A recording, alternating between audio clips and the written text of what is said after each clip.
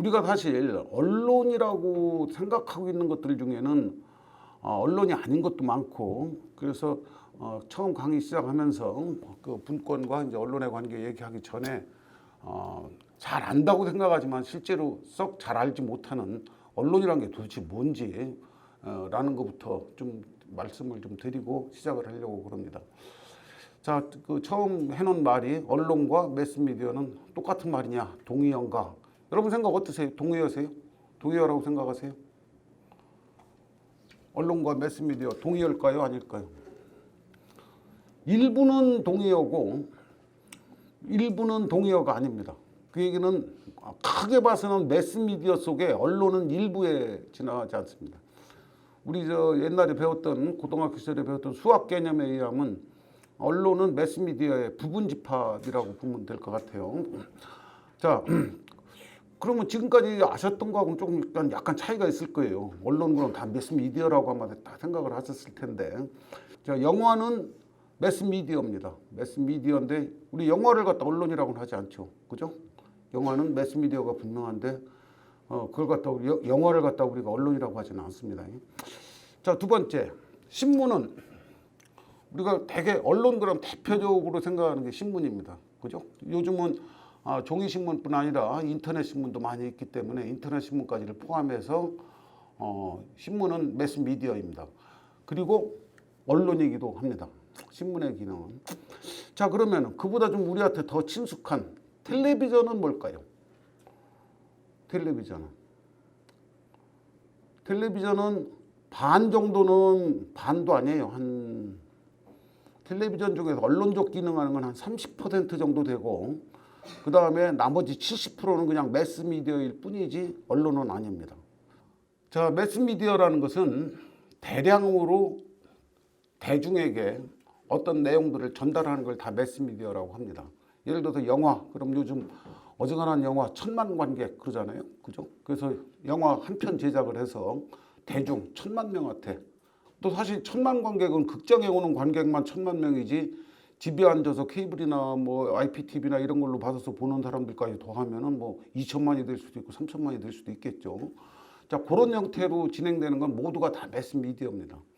자, 우리 그 중에도 봅시다. 신문은 뭐 영화처럼 1000만 관객 이렇게 동원은 못해도 우리나라 가장 발행 부수 많은 신문이 뭐 자기네들 자칭 한 200만 부라고 하는데, 제가 보기엔 솔직히 200만 부는 안 되는 것 같아요. 근데 하여튼 200만 부라고 하니까 뭐 그런 신문서부터 어떤 신문은 1000부도 안 나오는 신문도 있어요. 그렇지만 1000명이 맞냐, 뭐 200만 명이 맞냐, 이렇게 딱 기준할 수는 없기 때문에, 뭐까지가 대중이라고 할 수는 없기 때문에 매스미디어입니다.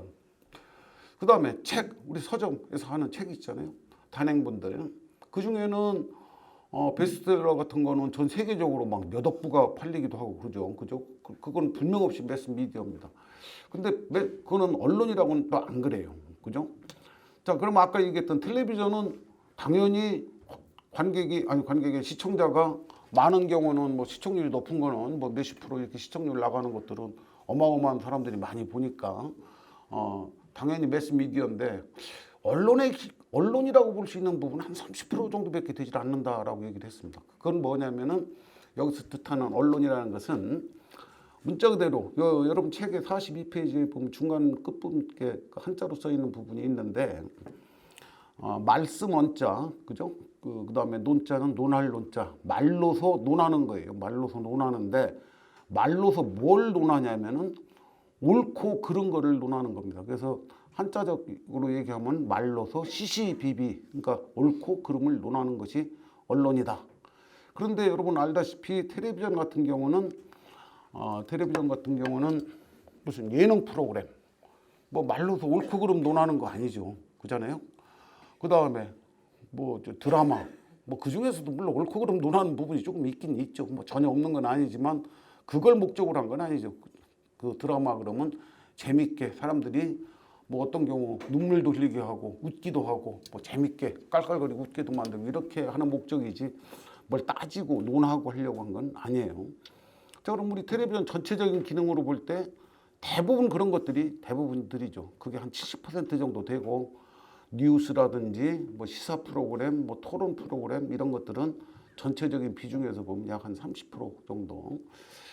FM 방송 같은 경우는 매스미디어지만 거의 언론의 기능은 거의 없다고 보면 됩니다. 그건 하루 종일 음악 방송이나 뭐 클래식 음악이 됐던 대중가요가 됐던 뭐 팝송이 됐던 하여튼 하루 종일 그건 하기 때문에 그거는 매스미디어일 뿐이고 언론이라고 보기는 좀 어렵고.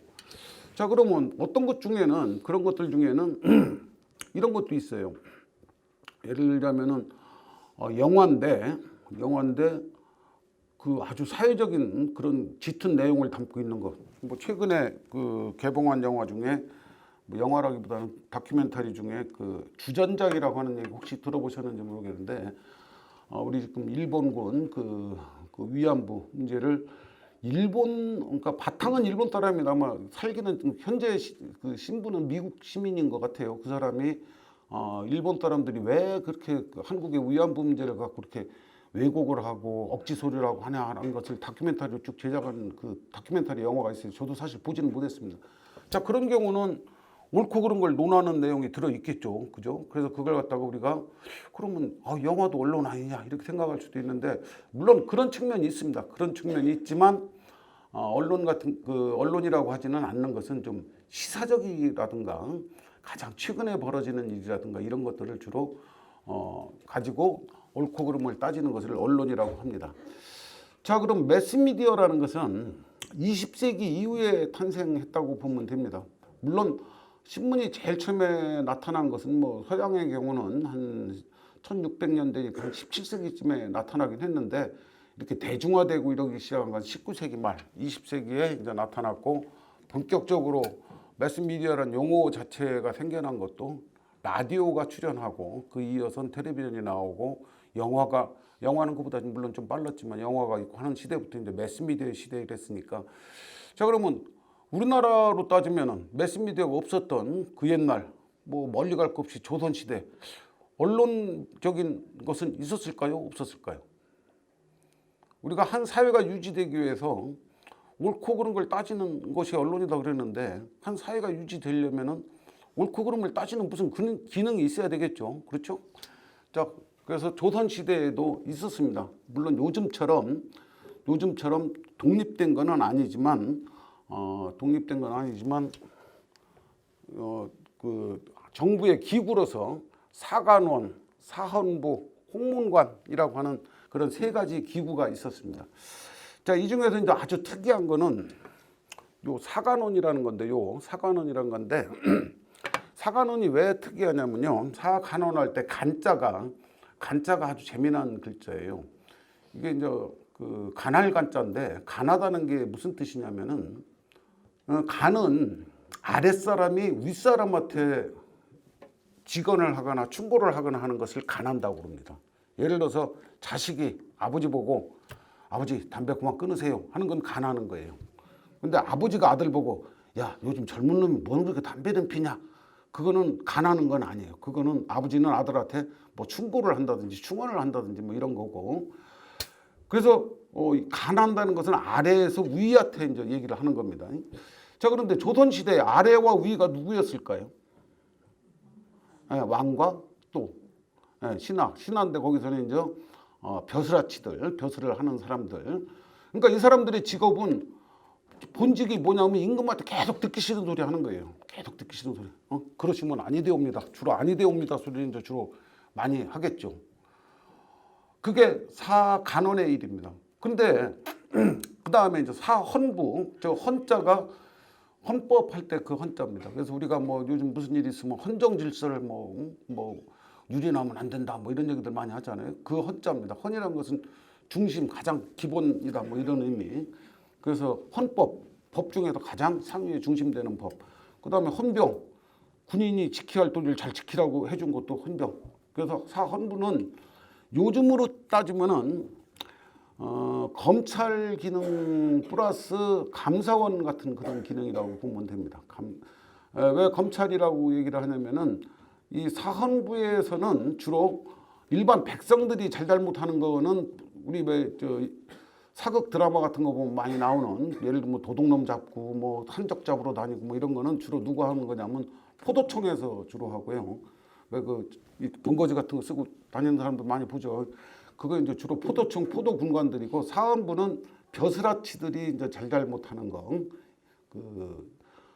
벼슬아치 플러스 조금 더 나간다면 양반이라든지 양반 사대부라든지 이쪽 잘못하는 것을 주로 하는 거니까 우리 검찰은 뭐 일반도 다르긴 하지만 그래서 좀 주로 공직자들을 이제 잘잘못을 따지는 겁니다.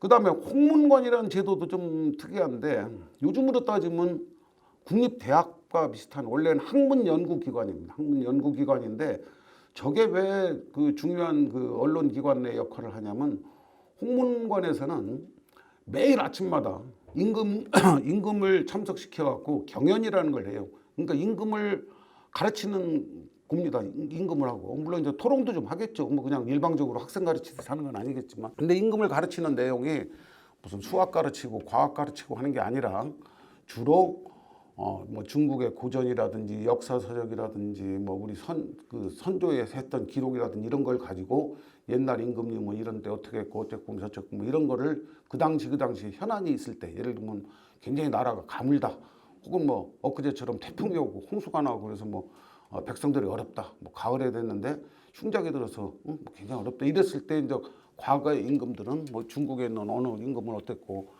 우리나라의 선조 임금은 어땠고 뭐 이런 얘기들을 쭉 하는 겁니다. 그것을 통해서 간접적으로 임금에게 당신은 지금 이러실 때 하루에 반찬 3가지 이하로만 단지 드려야 됩니다 라고 하는 얘기를 직언으로 한다기보다는 누구는 이렇게 하셨습니다 그러면 임금이 알아듣고, 그런데 이제 우리가 대표적으로 조선시대 임금 중에서 연산군 같은 사람은 1년에 경연 나가는 날이 2번 내지 3번, 대부분의 경우는 핑계대고 안 나가고 대개 보면은 경연 같은 데 잘 참석했다고 기록에 조선 왕조실록에 나오는 임금들이 비교적 후세에도 성군이라고 좀 칭호를 받는 사람들이고, 그런 거라고 죽으라고 안 나가고 하던 사람들, 그 다음에 대사관 그러면 모가지를 확 잘라버리고 이런 사람들이 이제 주로 폭군이다 아니면 뭐 꼭 폭군이 아니더라도 정치를 잘 못했다 이렇게 욕을 먹는 사람들입니다. 이 얘기를 제일 처음에 시작을 제가 하는 이유는 어떻게 보면 자치분권하고 이게 직접 무슨 관계가 있나 이렇게 여러분 아마 생각하실 수도 있을 텐데, 언론이 어때야 하느냐라고 하는 것은 그것이 뭐 자치분권에 관한 것이건 우리 국정 전반에 관한 것이건 무슨 뭐 세계 정세에 관한 거든 간에 그 원리는 사실 다 똑같습니다. 그래서 제가 중요한 얘기 하나 빼먹을 뻔했네요. 자, 이런데 아까 지금 우리 조선시대 언론 3사라고 해서 저걸 갖다 그래서 언론 3사라고 합니다. 우리 후세 사람들이 붙인 게 아니라 그 당시 사람들도 이걸 갖다 사자는 여기 한자 보시면 알다시피 그 사자를 붙여서 언론 3사 그러는데, 이런 제도가 있었던 나라가 전 세계적으로 거의 없습니다. 전 세계적으로. 우리는 이거는 조선 왕조가 시작할 때부터 쭉 있어 왔던 제도인데 이름은 조금씩 바뀌었어요. 예를 들면 홍문관 그러면 그 옛날에는 홍문관이라고 안 그러고 집현전이라고 했고, 여러분 잘 아시는 한글 창조했다고 창조에 도움을 많이 줬다고 하는 집현전이라고 이런 식으로 이름 명칭은 조금씩 바뀌었는데 이런 형태의 제도는 쭉 유지를 해왔거든요. 그런데 전 세계적으로 이런 나라가 없어요. 중국, 우리가 주로 모범을 많이 삼았던 데가 그 당시 이제 중국인데 6.25를 받아들인 국. 그래서 조선이라는 나라가 어떤 면에서 보면 맨 당쟁이나 하고 뭐 그랬다고 우리가 자꾸 알려져 있지만 한편에서 보면은 굉장히 그게 보장돼 있었고, 아까 또 말씀드린 대로 사관원 같은데 간원 그 사람들 거기 이제 근무하는 사람을 간관이라고 그랬는데 그 사람들은 직업이 뭐냐면 임금한테 듣기 싫은 소리만 계속 하니까 얼마나 미운 털이 박히겠어요. 그죠? 누구도 듣기 싫은 소리 하면 싫죠. 그런데 그 사람들의 신분을 보장을 해서 아까 제가 얘기했던 뭐 연산군이라든지 이런 특이한 임금들 빼고 나서는 함부로 목을 자른다든가 자기 마음에 안 든다고 어디 귀양 보내버린다든가 이러지를 못하게끔 이렇게 제도적으로 좀 묶어놓고, 그리고 후손들도 우리 할아버지가 영의정을 지냈다, 뭐 이조 판서를 지냈다 이런 거보다는 대사관을 지냈다, 대사원을 지냈다, 홍문관의 가장 우두머리는 대제학이라고 그랬는데 대제학을 지냈다 이런 것을 영광스럽게 생각할 정도로 그런 그 전통이 했던 것이 우리 한국이 갖고 있는 언론에 관한 저는 중요한 전통이라고 생각합니다. 오늘날 시점에 와서 보니까 그런 좋은 전통을 가지고 있는 우리 좋은 전통을 언론에 관한 좋은 전통을 가지고 있는 우리가 별로 그렇게 언론 가짓수는 무지무지하게 많은데 매스미디어 가짓수도 많고 그중에 언론이라고 이름 붙일 수 있는 것도 무지무지하게 많아졌는데 그 역할은 그 옛날만 또 좀 못한 것 같더라. 87년에 언론 자유화라고 하는 바람이 좀 일어나면서 어느 정도는 100%는 아니지만 어느 정도는 정부도 비판하고 대통령도 비판하고 이런 시대가 이제 갔습니다. 자, 그때는 우리나라의 신문이라는 것이 몇 개 되지가 않았어요. 1987년 말까지 전국적인 중앙 일간지라는 게 몇 개쯤 있었을 것 같습니까? 그냥 대략 그냥 대충 여러분 생각에 전국적인 일간지, 우리가 전국 일간지라고 하면 여러분 아는 신문 얘기하면 조선일보 뭐 이런 것들, 그게 몇 개쯤 있었을까요? 1987년 말 6개 있었습니다. 6개. 그 다음에 각 지방별로 예를 들면 도청 소재지 단위로 하나씩, 부산 같으면 부산 하나, 대구 같으면 대구 하나, 대전 같으면 대전 충남에서 하나, 뭐 이런 식으로 해서 전국에 10개 있었어요. 그래서 전국적인 일간지가 달랑 16개 있었어요.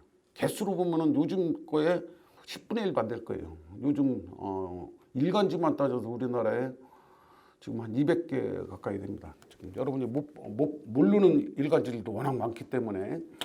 그 다음에 뭐 주간, 옛날에 없었던 주간 신문 같은 것까지 다 합하면 이제 뭐 어마어마하게 숫자가 늘어나는데, 그걸 감안하면은 그 당시에 16개밖에 없었던 시절에 87년까지 16개밖에 없었으니까, 그럼 지금보다 정보량이 굉장히 적고 정말 내용이 아주 참 부실했느냐?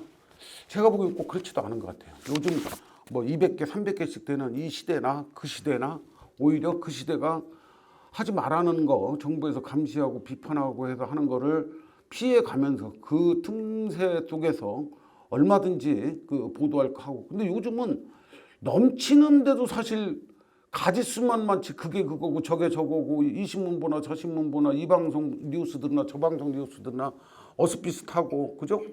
그리고 또 친절하게 SNS로 또 보내주죠, 그죠? 주변에 있는 친구들이 그렇게 내가 달라고도 안 했는데도 하루치 뉴스까지 싹 요약해갖고 또 매일 아침마다 보내주는 친구들이 있어요.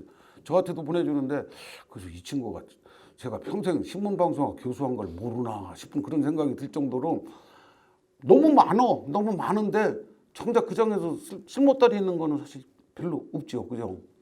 자, 여기 보다시피 방송, 자, KBS, MBC, SBS, EBS 이런 것들이 이제 우리가 지상파 방송이라고 하는 거고, 요즘은 케이블과 지상파 방송이 어차피 집에서 나올 때는 다 케이블 통해서 나오고 다 위성 방송 통해서 나오고, 혹은 IPTV 뭐죠? 올레 TV니 뭐 이렇게도 보시는 분들은 그걸로 나오기 때문에 얘가 얘인지 제가 쟤인지 별로 구분이 안 가요, 사실은, 그죠?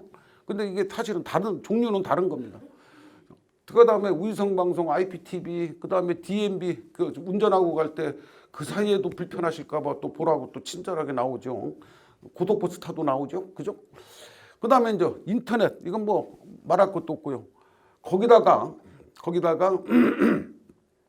요즘에는 가장 큰 언론 역할을 하고 있는 게 뭐냐면 스마트폰입니다, 그죠? 여러분들 보시는 게 텔레비전 앞에 이렇게 얌전하게 앉아서 보고, 혹은 뭐 그 컴퓨터 켜놓고 그 지나간 프로그램 뭐 VOD나 이런 걸로 불러서 보고 하는 것보다는, 제가 아까 여기까지 오면서 지하철로 오는데 지하철 속에서도 보면 뭐 옆에든가 열심히 뭔가를 보고 있어서, 뭐 남의 볼 거 들여다볼 건 아니지만 제가 흘끗흘끗 옆눈길로 슬쩍슬쩍 봤더니 대부분 다 그냥 어제 했던 드라마 보시고, 뭐 그 나이 좀 드신 분들은 되게 그런 거 하고, 젊은 사람들은 게임하고, 뭐 되게 제가 보니까 뭐 별로 그렇게 유용하고 중요한 거 하는 거 같지는 않더라고요. 그게 바로 지금 우리 현상입니다. 자, 이렇게 많다 보니까 요즘 공익 광고에서 아마 여러분들 그런 얘기 하시는 거 들었을 거예요. 우리나라에 5천만 개의 언론사가 있다, 뭐 이런 얘기 하는 얘기, 공익 광고 할 때 혹시 들은 적 있죠? 제가 만든 얘기는 아니고 공익 광고에서 나온 얘기를 제가 오늘 그대로 그냥 쓰는 건데, 자, 그게 무슨 뜻이겠어요? 뭐 5천만 개는 아니겠죠. 어린아이들 빼고 뭐 빼고 5천만 개는 아니겠지만 좀 과장해서 얘기하는 거겠지만, 우리가 휴대폰을 통해서 퍼나르는 정보라든가 거기다 어쩌고저쩌고 하는 말 한마디 한마디가 다 언론과 마찬가지의 일을 한다. 그러니까 좀 책임감 있이 잘해야 된다. 뭐 그런 취지에서 얘기를 하는 것 같은데, 그거보다도 여러분도 아마 유튜브 많이 접속해서 보실 텐데, 작년 통계입니다. 우리나라 사람들이 한 달에 월 유튜브 접속하는데 이용하는 시간 수가 얼마인가 했더니 저도 이거 보고 깜짝 놀랐어요. 월 260억 분이랍니다.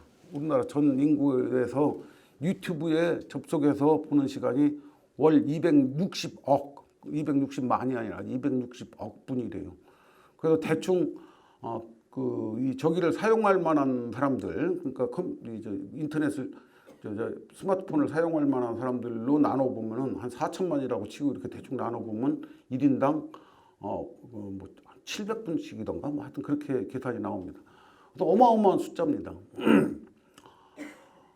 근데 그것도 2018년 통계고 제가 지난번에 이거는 확실하지 않은 거여서 제가 자료를 찾다 못 찾아서 그냥 확실하게는 말씀 못 드리겠는데 가장 근래 통계는 380억 분이라는 얘기를 제가 최근에 들은 적이 있는데 가면 갈수록 늘어납니다.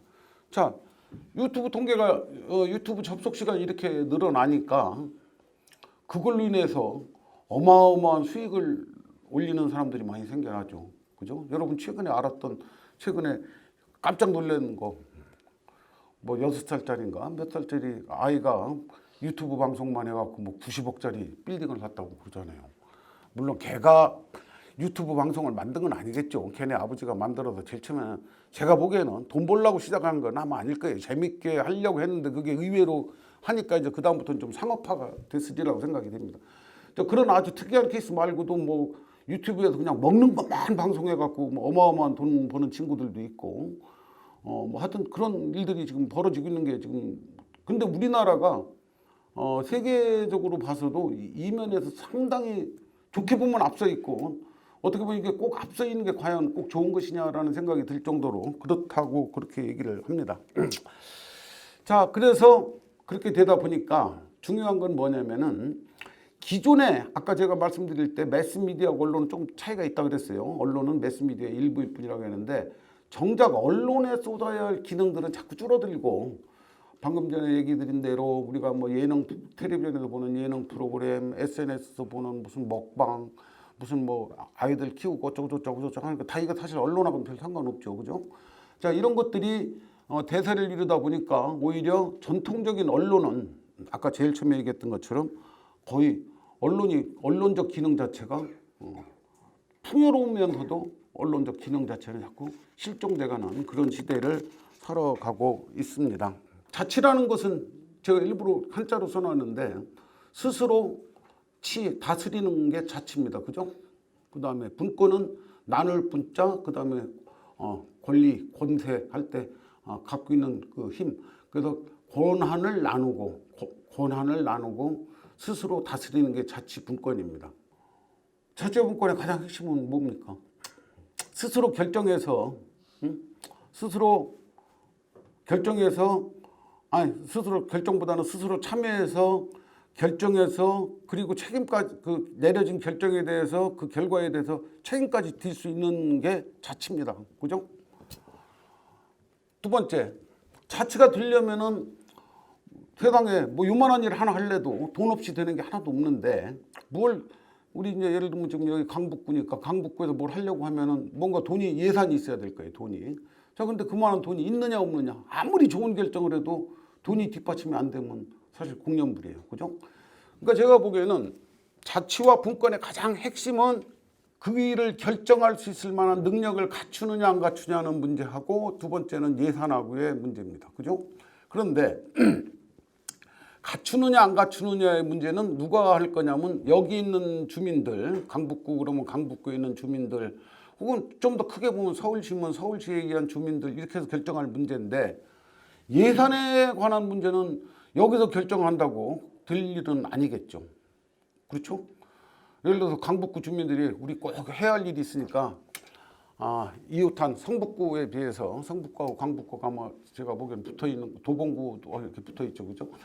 거기에 비해서 우리는 세금을 2배씩 냅시다. 그래서 뭔가 우리 지역을 위해서 합시다. 하여튼 찬성할 사람 별로 많지 않겠죠. 그죠? 우리 지역에다 뭘 해달라는 건 많아도 세금 2배 내자 그러면 미쳤냐? 당연히 그러죠. 자, 그럼 이걸 누가 해결해야 되냐면 사실은 중앙정부가 들켜지고 있는 건. 그 다음에 우리 이제 기초자치구 같은 경우는 일종의 중앙정부보다는 광역정부가 또 갖고 있는 거를 얼마나 나눠주느냐. 그래서 중앙정부에서 다 갖고 있었던 예산권을 얼마나 지방정부로 돌리고 하느냐에 이제 달려 있는 거예요. 그죠? 자, 이게 즉 다시 말하자면은 왜 언론과 자치분권이 밀접한 관계를 맺어야 되느냐라는 접합점입니다. 접합점이 되는 대목이 바로 이겁니다. 자, 여기 요것도 굉장히 좀 중요한 얘기 중에 하나인데, 여기 보면 제가 우리나라는 여러분 잘 아시는 것처럼 단일 민족 국가입니다. 그죠? 그 다음에 언어도 단일 언어를 쓰고 있고, 그 다음에 국토는 남북한 합해봐야 21만 제곱키로고 우리 남한만 하면은 10만 제곱키로입니다. 그래서 세 가지가 단일 민족, 단일 언어, 협소한 국토. 요 세 가지가 어떤 면에서 보면 아주 지역의 동질성을 유지하는 데 상당히 좋아요. 인구가 지금 우리가 남한만 해서 5천만, 남북한 합하면 한 7,500만 되는데 7,500만 되는 국가 중에 단일 민족으로 형성돼 있어도 단일 언어만 쓰고 있는 국가 그렇게 많지 않습니다. 우리는 사투리가 있는 정도지 언어가 다르진 않거든요. 그죠? 통일신라가 된 것이 668년입니다. 668년에 그 신라가 이제 고구려까지 해서 삼국통일이 이루어진 게 668년인데, 자, 그로부터 지금까지 우리나라가 계속 단일 국가 체제를 이루고 있어요. 20세기까지. 조선시대도 그랬고 고려시대도 중앙에서 관리를 갖다 다 지방으로 파견을 합니다. 그래서 왜 여러분들 유럽 여행 같은 거 보면 지방마다 다 이렇게 성들이 있고 그러잖아요. 그것들은 자기네가 그 지방에 토로서 거기서 성도 만들고 자기가 그 지방에 지배권을 쫙 갖고 있는 거예요. 세금도 자기가 걷고. 근데 우리는 그게 아니라 중앙에서 다 내려보내는. 그래도 우리가 다른 나라에 비해서는 분권적인 그 전통이 굉장히 약합니다. 분권적인 전통이. 지방 분권적 전통이 워낙 약하다 보니까 모든 것이 어디로 다 중앙에서 다 집권을 해갖고 있으니까 그 중앙이라는 것이 또 다르게 표현하면 서울이죠. 좀 더 확대해서 보면 수도권이고, 수도권의 국토 면적이 11.8%입니다. 수도권 그러면 서울, 경기, 인천 요 세 지역이 전국의 11.8%인데 인구는 요거는 제가 좀 전에 만들어 놓은 통계여 갖고 가장 최근에 50%를 조금 넘었습니다. 그러니까 2,500만 명이 세 지역만 합했을 때 조금 넘었어요. 자, 그러니까 땅덩어리로 치면 10분의 1 되는데, 그 면적으로 따지면 10분의 1 되는데 인구는 반 이상이 모여서 사니까 매우 과밀한 거죠. 인구가. 그죠? 매우 과밀한데, 자, 인구만 사람만 많이 모여서 사는 게 중요한 게 아니라 여기 보시다시피 우리나라 1000대 기업의 100대가 아니라 1000대 기업입니다. 1000개 대표적인 기업들의 70%의 본사가 서울에 있습니다. 공장은 지방에 있습니다. 지방 사람들은 뭐라고 하냐면 우리한테 와서는 공해만 내뿜고 연기만 내뿜고 폐수만 배출하고 세금은 본사가 있는 데서 내니까 다 여기서 가져간다 라고 비평을 합니다. 상장사 자본의 80, 이건 같은 얘기고요. 그 다음에 아까 제가 인구가 반을 넘어섰다 했는데 사실은 그거보다 훨씬 더 많이, 우리가 체감도로 따지면 3분의 2 정도 수준이라고 얘기를 합니다. 우리나라가 그동안 짧은 시간 내에 경제 발전 같은 거를 그 1960년대 이후 박정희 대통령, 박정희 정권 이후에 하려고 하다 보니까 전국을 다 균형 있게 할 수가 없으니까 나라 재원은 한정돼 있고 하니까 어떤 특정 지역 몰아주기 식으로 이제 한 거죠. 쉽게 얘기해서 없는 집에서 자식이 5, 6 있는데 5, 6 다 대학 보낼 수 없으니까 그 중에서 공부 제일 잘하고 싹수 있게 생긴 친구, 맏아들 혹은 맏딸, 아니면 맏아들, 맏딸은 좀 그런데 셋째가 형 유별나게 똑똑하다 그러면 걔 하나가 대학 보내고 막 해갖고 그냥 몰빵으로 해갖고서 걔가 잘 되면 네 형도 좀 도와주고 동생도 끌어주고 이렇게 해라 이런 게 우리 저의 부모님 시대 그 정책이었어요. 정책이란 표현 좀 이상하지만 하여튼 가족 정책. 그거와 비슷했던 겁니다. 그러다 보니까 국가적으로도 보면은 균형이 깨진 지역이 있고 안 된 지역이 있고, 그러다 보니까 자연스럽게 서울은 몰리게 되고, 서울에 일자리가 많으니까 서울로 또 오게 되고, 사람이 많으니까 아무래도 똑같은 라면 가게 하나를 차리더라도 장사가 더 잘 되고 이쪽으로 자꾸 모이게 되고 이렇게 되는 것이 이제 이렇게 오늘날에 이런 현상을 만들어냈는데, 자, 얘기가 좀 딴 쪽으로 갔습니다만, 그래서 요거를 할 수 있는 가장 중요한 우리가 오늘 얘기하고자 하는 자치 분권이다. 그래서 무슨 서울 있는 걸 뺏으다가 지방 주고 이러자는 게 아니라 강북에 사는 사람들은 강북인으로서의 내가 누려야 할 권리, 내가 누려야 할 권리, 대한민국 국민이기 전에 내가 우리 동네 주민으로서 알아야 될 거 알고, 그 다음에 그래서 참여하고, 그래서 결정 내리고, 그리고 내가 잘못한 결정이 잘 내린 결정이든 못 내린 결정이든 내가 스스로 내린 결정이니까 그거에 대해서 책임지고, 이런 시스템으로 바꿔나가는 것이 과연 앞으로 21세기가 지향해야 할 사회가 아닌가라는 점에서 이제 오늘 얘기의 가장 큰 초점입니다. 자, 여기 앞에 이미 다 말씀드린 대로 지역사회 문제에 대해서 스스로 참여하고 결정을 내리고 그래서 하는 것이 지역의식입니다. 근데 이게 바로 없으면 지역분권화가 이루어질 수 없는데, 지역에 있는 언론, 꼭 지역뿐만은 아니겠지만 모든 언론들은 지역 주민들로 하여금 지역의식을 고취시키고 우리가 이렇게 해야 된다, 지역분권을 촉진시키고 하는 강력한 자극제이자 그다음에 매개체, 즉 미디어예요. 미디어고. 그래서 되는 것이다. 그래서 지역분권화의 역할과 위상도 지역 언론의 역할과 위상도 지역분권화가 잘 진행되어 있는 나라하고 우리처럼 잘 안 진행되어 있는 나라하고는 다릅니다.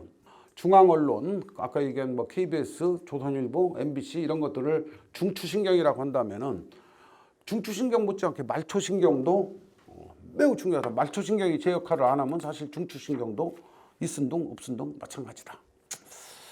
자, 그 다음에 뭐 가장 지역적인 것이 세계적인 것이다. 뭐 이런 얘기는 많이 해서 뭐 여러분들도 잘 아실 텐데, 자, 그래서 이것들이 어떤 역할을 해야 되느냐? 지역의 차별성과 경쟁력 같은 걸 발굴하는 거. 예를 들면 강북구 그랬을 때 그 지역에 사는 사람들 입장에서 그 지역에서 살아본 분들이 뭐가 불편했고 뭐를 살리면 좋겠고 이런 얘기를 하면서, 특히 이 지역에 토박이라든지 하는 분들, 그 다음에 이제 지역에 이제 요거는 뭐 서울처럼 이렇게 된 지역보다는 이게 이제 하나의 독립된 생활구역으로 이렇게 좀 떨어진 데들, 뭐 지금 강북구 주민이라고 하지만 여러분들 어느 때 보면 갑자기 성북구가 변했다가 뭐 아니면 뭐 돈 많이 버시면은 뭐 강남으로도 갔다 서초로도 갔다 왔다 갔다 하실 테니까 이제. 그런데 이제 지방 같은 경우는 예를 들어서 뭐 어떤 군 단위에서 태어나시면 대부분 그냥 군에서 거기서 왔다 갔다 하거나 경우에 따라서 이제 서울로 오거나 이런 경우가 있지, 무슨 홍성 살다가 바로 이웃 동네로 이사가 이런 경우는 거의 없거든요. 그런데 이제 그런 경우를 할 때 지역의 이익이라든지 긍지라든지 뭐 이런 것들 같은 걸 하는 거. 특히 그래서 요즘 지역에 내려가면은 자기 지역 살리는 거에 대해서 굉장히 활발하게 잘 하고 있는 지역들이 굉장히 많습니다. 그다음에 이것도 상당히 좀 중요한 건데, 배타적 지역 이기주의가 우리나라에 사실 많이 있죠.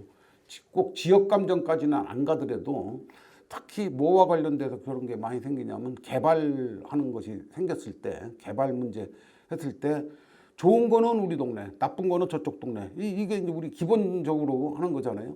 자, 그런 일이 생겼을 때 그걸 누가 조정하고 어떻게 할 것이냐, 전체적인 큰 틀에서의 여론을, 예를 들면 요 지역하고 둘이 옥신각신 싸우고 있는데 둘 보고 화해하고는 절대로 안 돼요.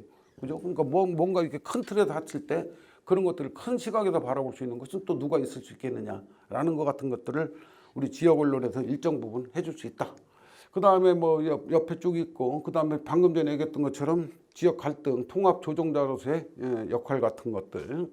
자, 요것도 중요합니다. 중앙에서 하는 논리. 우리나라가 너무 모든 기능이 다 중앙에 모여 있으니까 그 중에서도 특히 정부에 딸려 있는 여러 가지들이 많으니까 정부를 세종시로 좀 하고, 그 다음에 공기업들, 예를 들면 대표적인 게 한전이라든지 무슨 도로공사라든지 이런 것들을 지역으로 좀 내려보내고 하면 이제 인구 분산이 이루어질 것이다라고 한 건데, 제가 보기에는 기대했던 효과 중에 뭐 거의 뭐 그렇게 딱 두드러지게 나타난 것 같지는 않아요. 근데 왜 안 됐을까를 생각해 보면, 그 결과만 지금 제가 한 뭐 경제학자 안에서 뭐 정확하게 몇 프로 이렇게 얘기는 못 하겠지만, 왜 그럴까를 생각해 보면요, 중앙 논리에서 벗어나지 못했던 부분이 굉장히 많습니다. 즉 다시 말하면은 거기 가 있는 게 다 비효율적이다라고 얘기를 하는 거예요. 우리나라의 그 도시 거주 인구, 여기서 뜻하는 도시는 농어촌을 제외한 뭐 예를 들면 뭐 지방이 아니라 도시라고 이름 붙일 수 있는데 거주하는 인구가 전 인구의 몇 프로쯤 될 것 같습니까? 저는 한 60%, 70% 이렇게 생각을 했더니, 저도 이 통계를 보고 깜짝 놀랐는데 82%래요. 도시 거주 인구가. 그러니까 농어촌 거주 인구가 18%. 우리보다 조금 높은 나라가 사우디아라비아가 84%입니다. 근데 사우디아라비아는 왜 84%냐면요. 수도를 제한, 도시를 제한 나머지는 다 사막이에요. 그러니까 사막이니까 살 수가 없으니까 그냥 도시에 와서 사는 거여서 84%이고 우리는 사실 서울 벗어나고도 살 때 많아요. 그죠? 많고 농어촌 같은 데 가면 우리가 어쩌다 한번 여행 가면 야 좋다 뭐 여기는 공기도 맑고 뭐 미세먼지도 없고 좋다 근데 그래서 살아 그러면 안 살아요. 그래요. 그죠? 자, 그게 우리 이 현실입니다. 자, 그리고 우리나라에 있는 신문들을 되게 몇 개 어디서 어떻게 미디어를 이용하는가를 보니까 신문으로부터 뉴스를 얻는 것은 약 전 국민의 한 11% 정도라고 합니다. 평균적으로. 그다음에 텔레비전을 통해서 얻는 거는 85% 정도, 84.49%. 그러니까 압도적이죠, 텔레비전이. 그다음에 요거는 컴퓨터. 그러니까 고정형 인터넷이라는 것은 컴퓨터를 통해서 얻는 게 22%. 그다음에 이동형 인터넷은 스마트폰입니다. 그 스마트폰을 통해서 얻는 게 약 60% 가까이 58%. 대표적인 게 그러니까 텔레비전과 스마트폰과 두 가지가 가장 대표적인 겁니다. 자, 그 다음에 시간으로 따져봤더니 종이신문을 우리가 얘기하는 조선일보 이런 거 등등을 보는 시간이 얼마나 봤더니 전국적으로 평균 하루에 5분 봅니다. 5분. 5분이면 심하게 표현하면 담배 2대 정도 피는 시간 딱 걸립니다. 거의 본다고 할 수도 없어요, 사실. 그죠? 텔레비전은 하루 평균 이용 시간이 155분입니다. 근데 이거는 좀 내가 보니까 조사를 좀 잘못했어요. 제가 한 건 아니니까 뭐 제 잘못은 아닌데 155분 속에는 뭐가 다 들어간 거냐면은 드라마 보는 시간, 뭐 영화 보는 시간 이거 다 포함해서 근데 텔레비전으로 뉴스만 정보만 155분씩 듣지는 않아요. 그죠? 여러분들 보다시피 어제 저녁 다 텔레비전 보셨을 텐데 얼마나 보셨나 한번 잘 생각해 보세요. 어제 같은 날은 더군다나 일요일에서 아마 많이 보셨을 겁니다. 어제 더군다나 비도 오고 그래서 별로 밖에 나가기도 좀 애매하고 그래서 많이 보셨을 텐데 그중에서 내가 정작 유용하게 정보라든지 이런 걸 통해서 보려고 했던 거는 불과 그중에 한 10분, 20분도 채 안 될 거예요 아마. 그 다음에 요거는 이제 컴퓨터 이용하는 시간이 약 하루에 한 50분 정도. 그 다음에 스마트폰 이용하는 것은 스마트폰 이용하는 건 하루에 한 70분 정도. 이 중에서 서울이 비교적 적어요. 그죠? 서울 지역이 좀 적고 강원 지역이 좀 많고. 왜 그럴까? 이것도 좀 생각해보면 서울 사람이 그만큼 생업에 바쁜 겁니다. 그거 앉아서 한가롭게 들여다볼 시간이. 제가 보는 해석은 그래요. 제가 보는 해석은. 자, 그래서 전 세계적인 평균하고 우리나라하고를 지금 봤더니 26개국이라고 하는 것은 주로 이 OECD 국가들 했더니 다른 나라들 같은 경우는 뉴스 중에서 제일 관심 갖는 게 지역 뉴스입니다. 크게 봐서는 뭐 예를 들면 아까 제가 그 대전 얘기했으니까 대전 우리 여기 계신 여러분들 기준에서 봤을 때는 강북에 관한 뉴스, 좀 더 크게는 서울시 관련된 뉴스, 이런 정도가 가장 뉴스 관심도에서 높았는데 우리나라는 세계 평균보다 월등하게 떨어진 한 35% 정도. 저는 이것도 잘못된 것 같아요. 사실 이것도 안 돼요. 35%도 안 되는데 이것은 하여튼 제가 만들어낸 통계는 아니고 로이터라고 하는 그 전 세계적인 공인된 기관에서 자, 우리나라에서는 제일 관심 많은 게 범죄 사건 사고. 아까 말씀드렸던 화성, 뭐 연쇄살인, 뭐 이런 것이 이제 가장 관심 있는 사고 그 뉴스 중에 하나라고 합니다. 그 다음에 한국 사람들이 유별나게 관심 많은 게 건강 교육에 관련된 거, 그죠? 건강 교육에 관련된 거. 요게 다른 나라하고 우리나라하고 상당히 차이가 벌어지는 그런 부분들입니다. 자, 국가별로 신문 아까 내가 왜 자꾸 신문 얘기를 하냐면요. 방송은 지역 단위로 하기가 매우 어려워요. 아까 강북 신문은 있다고 그랬잖아요. 근데 강북 방송을 만들기는 물론 요즘은 가능합니다. 유튜브 같은 걸로 하면 되지만 옛날식으로 그러니까 우리가 KBS, MBC 그런 식으로 생각했을 때 강북 방송을 만드는 건 매우 어려워요. 그래서 주로 신문들이 그런 역할을 많이 하기 때문에 제가 신문을 주로 중심 얘기를 하는데 우리나라가 전 세계에서 전 세계는 아니고 여기 있는 전 세계 주요 있는 국가 중에서 꼴찌입니다. 그 밑에 우리보다 네덜란드가 하나 더 있는데 네덜란드는 이 디지털 인구 디지털 비율이 꽤 높기 때문에 꼭 꼴찌라고 보기도 좀 애매해요. 근데 우리가 꼴찌인데 대개 보면은 유럽 쪽 국가들, 핀란드, 독일, 덴마크 이런 나라들이 굉장히 높아요. 자, 미국도 여기 보면은 그 지역 페이퍼가 차지하고 있는 게 핀란드 같은 나라는 56%, 뭐 이런 식으로 미국만 해도 한 23%. 자, 우리나라 같은 경우는 일본도 21%. 근데 우리는 지역 페이퍼가 차지하고 있는 전국에 있는 신문 시장 중에서 차지하고 있는 비율이 약 한 8%. 그래서 우리나라가 유별나게 적다. 다시 말한다면은 굳이 지역 신문 보지 않아도 내가 살아가는데 아무 지장이 없다라고 하는 거죠. 왜? 우리들의 관심이 다 어디가 있냐? 여의도, 청와대, 그리고 일부 강남.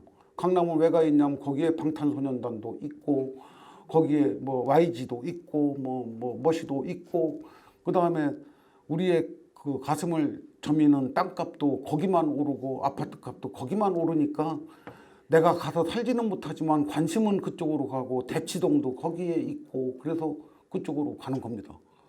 그러면 지역에 방송들이 있죠. 예를 들면 대전 MBC, 뭐 광주 MBC 하는 식으로. 그 사람들은 어떠냐 하고 봤더니 다른 거는 우리나라 방송산업 전체는 성장을 하고 있는데 지역 방송만 그중에서 떼놓고 보니까 마이너스 성장을 하고 있어요. 그러니까 퇴보를 하고 있다는 얘기. 이거 매출과 점유율로 따졌을 때. 그다음에 종사자 수를 보니까 이 서울에 있는 방송 3개는 합해 보니까 4,695명인데 요거는 1,701명으로 숫자가 보면은 3분의 1 가까이 됩니다. 3분의 1밖에 안 됩니다. 3분의 1 가까이가 3분의 1밖에 안 되는데, 자, 여러분 생각해 보세요. 그러면 3분의 1 정도 되는 게 당연한 거죠. 이렇게 생각을 하지만 사실은 숫자로 따지면 엄청나게 많아요. 지역 방송 숫자가. 왜 많냐면은 전국에 있는 KBS 방송국만 해도 16개. 이걸 먼저 얘기를 하고, 방송을 움직이는 것은 요 3가지입니다. 머니, 맨파워, 사람, 인력, 머신, 기계, 기술. 그래서 우리가 뭐 3M이 결핍돼 있다. 3M 때문에 3M만 잘 갖춰놓으면은 그것이 지방에서 하든 서울에서 하든 사실 아무 문제가 없어요. 자, 여러분 저 세계적인 뉴스만 전문으로 하는 방송 아시죠? 예? 미국에 있는 거 CNN이라는 방송 아시죠? 직접 보신 적은 뭐 별로 있을지 없을지 모르겠지만 요즘은 CNN도 그냥 동시 번역으로 막 나오는 프로그램도 있어요. 저 CNN 보면은 그 회사가 어디 있을 것 같아요? 본사가 미국의 제일 큰 도시 뉴욕, 아니면 미국 대통령 앉아 있는 워싱턴, 그죠? 두 군데 중에 한 군데에서 아닙니다. 어디에 있냐면 아틀란타에 있어요. 본사가. 근데 전 세계적인 방송을 해. 미국뿐 아니라 전 세계를 상대로. 왜? 가능해요. 위성으로 하고 하니까 그게 아틀란타에 앉았던 뉴욕에 앉았던 사실 뭐 그 시간 차이란 건 아무 의미가 없어요. 근데 우리는 당연히 서울에 있어야만이 방송이 되고 이렇게 생각을 하죠. 사실은 따지자고 들면, 그죠? 그게 바로 이제 우리가 갖고 있는 거하고 차이인데, 아틀란타라는 도시는 여러분 좀 약간 생소하실 수도 있는데, 그 도시는 그 CNN뿐 아니라 전 세계적인 기업 본사가 또 있어요. 거기에 코카콜라 본사도 아틀란타에 있어요. 그 다음에 조금 그 낭만적인 분들을 해서 얘기하면 그 뭐죠? 바람과 함께 사라지다. 비비안리가 나온 그 영화의 그 무대도 그 아틀란타입니다. 조지아에. 자, 그거 보면은요, 그게 어디에 가 있느냐가 중요한 게 아니라 사실 제일 중요한 것은 재정과 돈과 재정과 그 다음에 인력과 그 다음에 기술적인 거, 이게 뒷받침이 되느냐 안 되느냐가 방송을 잘 만드냐 못 만드냐의 관건입니다. 자, 그러면은 신문의 경우는 방송하고는 또 좀 달라요. 아까 말씀드린 대로 방송의 경우는 뭐 드라마도 만들어야 되고 예능 프로그램도 해야 되고 해서 인력도 많이 필요하고 돈도 많이 필요한데, 신문의 경우는 별로 그렇지가 않기 때문에 지역 신문은 뭐가 가장 큰 지금 현재 문제냐면은, 제일 크게 나타나는 문제는 품질의 문제입니다. 봐야 볼 게 없다. 아까 제가 강북신문 얘기를 했는데 저도 보지를 못해서 모르겠어요. 근데 이제 그걸 과연 읽을 만한 가치가 있는 건지, 읽을 만한, 봤더니 뭐 읽을 만한 내용이 하나도 없더라. 그러면 안 보겠죠. 그죠? 그게 품질의 위기입니다. 두 번째는 설사 잘 만든다 하더라도 신문을 우리가 직접 가서 내 돈 주고서 내가 사서 보는 경우가 그렇게 많지 않아요. 우리는 그냥 가만히 집에 앉아서 배달을 해서 받는 것이 오랜 세월 동안 길들여진 그런 거기 때문에 자, 실례지만 여러분들 중에서 무슨 신문이 됐든 간에 집에서 신문을 정기 구독하시는 분 있으면 한번 손 들어보세요. 무슨 신문 보세요? 네? 서울신문? 네? 중앙일보? 또 조선일보? 여러분들은 그래도 굉장히 많이 보시는 편이에요. 내가 보기에 지금 한 5분 정도가 손을 드신 거 제가 여쭤보기 3분한테만 했는데 어지간한 데가 가서 물어보면 한 명도 안 나오는 데가 많아요. 종이신문을 물론 보기는 봅니다. 직장 가서도 보는 경우도 있고 뭐 은행에 갔더니 거기 꽂혀 있어도 보기도 하고 뭐 이렇게 해서 보는 경우는 있지만 내가 내 돈 내고 집에서 이렇게 받아서 보는 경우 많지가 않아요. 그 중에서 큰 요인 중에 하나가 유통 문제가 굉장히 커요. 서울 사시는 분들만 해도 별로 그걸 못 느끼실 수 있는데 그냥 모 신문이라고 해둡시다. 그 신문 이름까지 하면 그 명예도 있을 테니까. 우리나라에 이제 진보적 신문, 한겨레 신문 아닌 좀 진보적 신문인데 저한테 그것도 한참 전 얘기 한 10여 년쯤 전인데 자기네 신문들을 좀 평가를 해달라고 쉽게 얘기해서 모니터를 좀 해달라고 주간지하고 거기서 나오는 그 신문사에 나온 주간지하고 일간지를 우리 집으로 이제 제가 돈 안 내고 이제 배달을 해줄 테니까 저는 그걸 읽고서 의견 뭐 이런 걸 좀 얘기를 해달라고 그래서 그러라고 뭐 저야 뭐 나쁠 이유가 없죠, 그죠? 그랬는데 안 와요. 주간지만 와. 그건 왜? 우편으로 오니까. 근데 일간지는 안 와, 우리 집에. 그래서 내가 몇 번 전화를 했어.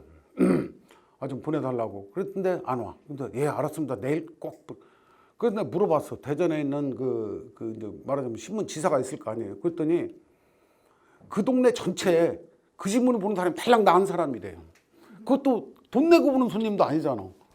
본사에도 전직 갖다 주라고 하니까 그냥 마지못해도 갖다 주는 건데 그 지사에서 입장에서 보면 나한테 갖다 주면은 예를 들면 한 달에 제가 구독료를 15,000원을 만약에 준다 그러면 그 중에서 5,000원은 내가 갖는다든지 뭐 이런 재미라도 있어야 되는데 저는 그런 재미도 없는 사람이에요. 그러니까 모니터 요원으로 그냥 그쪽에서 공짜로 갖다 줘야 되는데 우리 아파트가 아니라 내가 사는 동네에서 대전에 있던 어떤 동네에서 달랑 우리 집 나 하나만 본대요. 그러니까 우리 집 하나를 보겠다고 새벽에 차를 몰고 거기까지 와서 갖다 놓고 간다?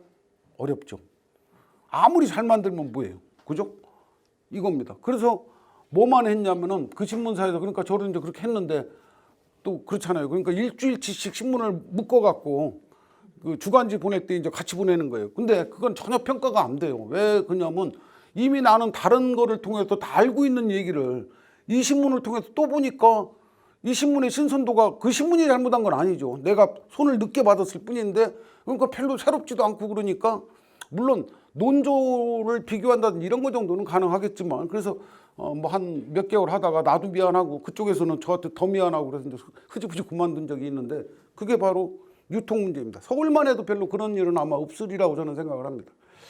그보다 더 큰 문제는 요겁니다. 신문을 별로 믿지를 않습니다. 결론적으로 다시 말씀드린다면은 언론이 제 역할을 다하지 못하면은 우리가 자치분권을 아무리 강조하고 뭐 이게 필요하고 이런 얘기를 한다고 해봐야 지금 여기 계신 분 70명이에요. 지금 여기 계신 분. 근데 이게 언론을 통해서 알려지면은 강북구민 전체일 수도 있고 더 나가서는 서울시민 전체일 수도 있고 더 나가서는 우리나라 국민들 전체에도 알릴 수 있겠죠. 그죠? 물론 강북에 관한 일을 저쪽 제주도 사는 사람이 알아야 할 필요는 없겠지만 자 그래서 서로 공감대를 형성해서 그것이 하려면은 언론이 제 역할을 다 해야 됩니다. 근데 우리처럼 모든 것이 아까 얘기한 대로 청와대 중심, 여의도 중심 이런 식으로 돌아가고 있는 그런 시스템 하에서는 내 지역에서는 동장 무슨 일이 벌어지고 있는지 강북에 사는 사람들이 성북구에 사는 사람들보다 주민세를 만약에 예를 들어서 2배를 더 내는데 도대체 내가 왜 더 내고 있는지 그 돈이 어디로 쓰이는지 내가 이번에 뽑은 구청장은 제대로 일을 잘 하는 사람인지 못하는 사람인지 구의원들은 뭘 도대체 하는지 그 친구들이 저기 해외 연수 간다고 해서 돈을 썼는지 안 썼는지 뭐 이런 걸 모르는 구조 속에 우리는 지금 살아가고 있다고요. 그리고 가끔가다 문제가 될 때 뭐 저쪽 예천군에 있는 의원이 뭐 어디 가갖고 뭐 무슨 가이드를 갖다 뺨대기를 때려서 하면 막 예천군하고 관계없는 모든 대한민국에 있는 모든 국민들이 와글와글 다 아는 거야. 근데 사실 내가 보기에는 그 예천 사람들만 흥분하면 되지. 서울 사는 사람 전혀 흥분할 일 없어요. 그죠? 예천군 의원 때문에 강북구에 영향 미치는 거 있어요, 없어요? 전혀 없죠. 우리도 없고 대전도 당연히 없고. 근데 우리는 쓸데없을 때는 막 전 국민이 그런 죽일 놈 살릴 놈 막 관심 가져. 근데 정작 알아야 할 때는 몰라. 그 사람들 떠날 때 예천 군민들 알았을까 몰랐을까? 제가 보기에는 몰랐을 거예요. 사건 나고 나서 알았을 거예요. 그죠? 이게 잘못된 거예요. 이게 잘못된 구조입니다, 바로. 그래서 이런 구조가 바로 잡혀지지 않으면은, 그러기 위해서 하지 않으면은 우리나라의 자치분권 뭐 어쩌고 저쩌고 하는 얘기들은 굉장히 허울 좋은 구호에 불과할 수밖에 없다라는 그런 생각을 갖게 됩니다. 지역의 공론장을 우선 만들어야 되고, 그 다음에 지역 주민 공동체에 대한 인식, 지역 문제에 대한 시민의 참여가 저하되고, 그래서 경제적으로 지역 자치나 분권이 실종하게 되고, 그래서 민주주의가 쇠퇴하게 되는 그런 현상이 옳다. 자, 그래서 맨 마지막으로 이제 얘기했던 것은 뭐가 달걀이 먼저냐 병아리가 먼저냐를 따지기가 참 우리가 애매해요. 그죠? 그거와 마찬가지로 뭐 굳이 얘기를 한다면은 좋은 여기 지역 언론이라고 그냥 한 것은 신문, 뭐 아까 얘기한 대로 뭐 강북 신문일 수도 있고 서울 신문일 수도 있고 이런 것들이 좋은 품질을 해서 독자나 시청자가 유용하구나라고 해서 증가하고, 그러면은 광고료가 엄청나게 붙죠. 그죠? 광고료. 사실은 뭐 여기 구독료는 몇 푼 되지도 않아요. 대부분이 광고료가 한 90% 이상 되는데, 자 그러면 재정이 안정되니까 사람도 더 쓰고 더 좋은 프로그램을 만들어내고 좋은 기사를 쓸 수 있겠죠. 그래도 이게 선순환적인 현상이 돼야 되는데, 이 중에서 이제 뭐가 하나가 깨지면은, 예를 들어서 품질이 현찮아. 그러면 안 봐. 그죠? 안 보면은 수입이 없어. 수입이 없으면 어떻게 돼요? 신문사가 운영을 못 하니까 문을 닫는 게 정상인데 문을 안 닫아. 왜? 언론사니까. 그래서 그걸 갖고 뭘 하냐면 공갈치고 협박하고 그래갖고 해. 그러면 바로 뭐가 되냐면 사회의 독보석 같은 암적인 존재가 돼요. 그러다 보면 양질의 콘텐츠 상으로는 아니라 사람들로 하여금 더 멀어지게 만드는 거예요. 자, 이런 악순환적 고리를 좀 끊어가기 위해서 필요한데, 그러기 위해서는 우리 지방 정부도 굉장히 중요한 역할을 하고, 우리 여기 계신 여러분들과 같은 지역 주민들도 당연히 해야 되고, 그 다음에 지역의 정치권이라든지 뭐 예를 들면 지역의회 의원 뭐 이렇게 해서 하는 분들, 아니면 뭐 그런 것 쪽 지망생들 혹은 뭐 시민단체 뭐 이런 게 많이 있죠. 그 다음에 이 지역을 기반으로 해서 뭐 장사를 하시는 분이든 소상공인을 하시던 뭐 이런 분들, 그 다음에 여기를 뭐 무대로 하는 문학구 이런 분들이 지역 언론을 하나의 그 파트너로 좀 파트너로 여겨서 그 파트너가 끌어안고, 그래서 그 파트너가 서로 상호 발전적으로 일으키려고 하는 그런 정신들을 서로 갖는 것이 좀 필요하다라고 결론을 질 수 있습니다. 근데 제가 한 가지 미안한 거는 조금 중간에 다른 쪽으로 얘기가 약간씩 새다 보니까 원래 여기 그 써 있는 내용에 비해서 좀 덜한 부분이 좀 있어요. 그래서 아까 말씀드린 대로 저녁에 집에 가서 밤에 잠 안 오실 때 이거 보시면은 잠이 솔솔 오실 테니까 한번 꼭 읽어보시도록 하십시오. 혹시 꼭 질문하실 내용 있으면 뭐 질문, 또 지금 시간은 지났지만 질문은 좀, 예, 그럼 질문 없이 자, 끝내는 걸로 하겠습니다. 자, 다음에 혹시 어떤 인연에 또 뵙게 될지 모르지만 다음에 또 뵈면은 반갑게 서로 인사 나눴으면 고맙겠습니다. 자, 수고하셨습니다.